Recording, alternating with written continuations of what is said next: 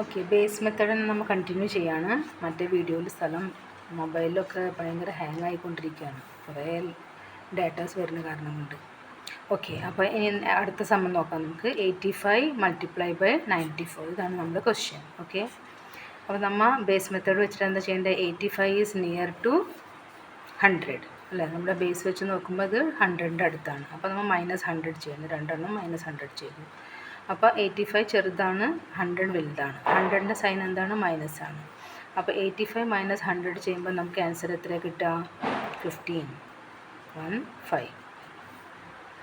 94 - 100 ചെയ്യുമ്പോൾ നമുക്ക് ആൻസർ എത്ര കിട്ടുക? -6. ഓക്കെ,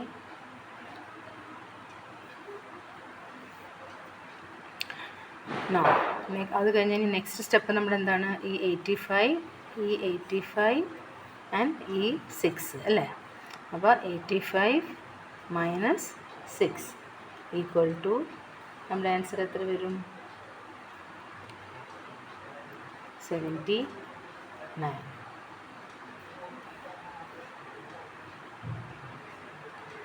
അതേപോലെ നെക്സ്റ്റ് സ്റ്റെപ്പ് എന്താണ്? 15. ഈ രണ്ട് നമ്പറിനെ നമ്മൾ മൾട്ടിപ്ലൈ ചെയ്യാണ്. അപ്പോൾ ഇവിടെ 15ഉം മൈനസാണ്, 6ഉം മൈനസാണ്. അപ്പോൾ മൈനസ് ഇൻറ്റു മൈനസ്, -15 ഇൻറ്റു -6. ഇതും മൈനസാണ്, ഇതും മൈനസാണ്. അപ്പോൾ minus into minus become plus.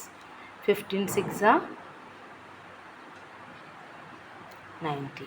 അപ്പോൾ നമ്മുടെ ആൻസർ എത്ര വരിക? 7990. So this is our answer, 7990.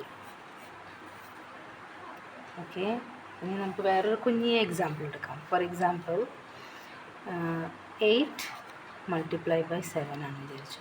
ചെറിയ നമ്പറാണ്. Now 8 and 7 is near to ഏത് നമ്പറാണ്? ഇറ്റ് ഈസ് നിയർ ടു 10 അല്ലേ? അപ്പോൾ നമ്മൾ ഇതിന് -10, ഇവിടെയും -10.